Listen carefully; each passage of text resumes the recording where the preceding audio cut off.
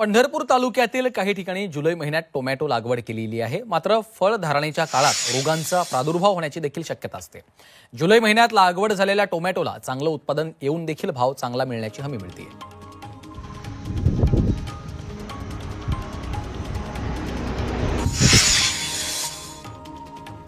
हिंगोली जिल्ह्यात सोयाबीनची मोठ्या प्रमाणात लागवड झाली असून पीकही बहरलेलं आहे। मात्र या सोयाबीनवर पानं आणि फुलं खाणाऱ्या अळींचा प्रादुर्भाव झालाय। शिवाय अस्वल अळ्या देखील पानं कातरून टाकतायत। त्यामुळे शेतकऱ्यांना या अळ्यांच्या वाढत्या प्रादुर्भावामुळे महागड्या कीटकनाशकांची फवारणी करावी लागते।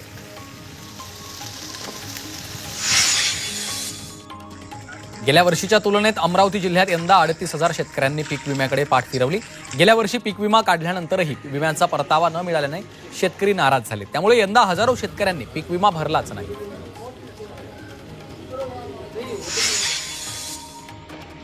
यवतमाळ जिल्ह्यात संततधार पावसामुळे शेतात पाणी साचलेलं आहे। शेतीची कामं खोळंबली आहेत। त्यामुळे पिकांचं मोठं नुकसान होतंय।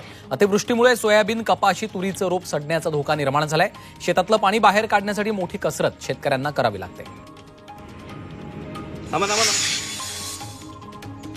राज्यात सर्वत्र धुवाधार पाऊस सुरू असला तरी काही जिल्ह्यात मात्र पाऊस अत्यल्प प्रमाणात होतोय। अहमदनगरच्या दक्षिण भागातील तालुक्यांमध्ये पाऊस कमी पडल्यामुळे शेतकऱ्यांमध्ये चिंतेचं वातावरण आहे। खरीप पिकांची पेरणी वेळेवर झाली आहे। मात्र गेल्या काही दिवसांपासून तुरळक ठिकाणी रिमझिम पाऊस झालाय। त्यामुळे विहिरी, नद्या आणि पाझर तलाव कोरडे ठाक पडलेत। खरीपाचं पीक कसं बसं मिळालं तरी शेतीसाठी आणि पशुधनासाठी लागणाऱ्या पाण्याची चिंता शेतकऱ्यांना सतावू लागली आहे। कारण नदी चुकटू नये क्षेत्राला, पण पाण्याला टिपका नाही। त्यात उद्या बंधारा आहे तर बांधगडे त्यात पाणी नाही। पीक आलंय पण त्या पिकाची आता आम्हाला गॅरंटी पुढली नाही। पुढली तर नाहीच, पण आताची बी नाही गॅरंटी। इतकी सो नाही। रोग पाळल्याबरोबर काय करावं आम्ही तरी? नळीने वळाना आला, गज भरला भरायला पाहिजे ना, आणि टिपका पाणी नाही। विहिरी आहे तर विहिरीला पाणी फुटाना। भंडाऱ्यात मुसळधार पावसामुळे शेती पाण्याखाली गेलेली आहे। कुंडा, कोसरा या भागात भात पिकांचं मोठं नुकसान झालेलं आहे। गेल्या 8 दिवसांपासून भात पीक पाण्यामध्ये गेल्यानं शेतकऱ्यांचं आर्थिक नुकसान झालेलं आहे।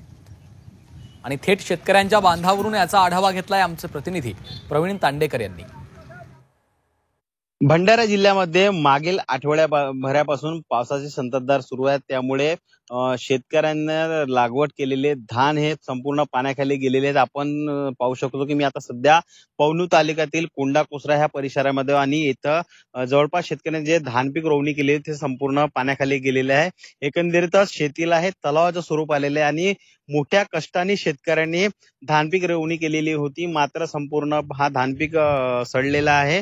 8 दिवसापासून हा धान पीक पाण्याखाली गेल्या असल्यामुळे शेतकऱ्याला यातून एक दानाही होऊ शकत नाही। त्यामुळे शेतकऱ्याचं मोठ्या प्रमाणात नुकसान झालेलं आहे। एकंदरीतच हा संपूर्ण जो परिसर आहे इथं पाणी साचलेलं आहे आणि शेतकऱ्यांचा जो धान आहे तो सडलेला आहे। त्यामुळे कुठंतरी सरकारने याचे तात्काळ पंचनामे करावे आणि शेतकऱ्यांना आर्थिक मदत करावी अशी मागणी आता शेतकरी करू लागले। तर दुसरीकडे पावसाची संततधार सुरू आहे। त्यामुळे अधूनमधून पाणी येतं आणि त्याकरिता ह्या शेतीतला पाणी हा बाहेर निघत नाही।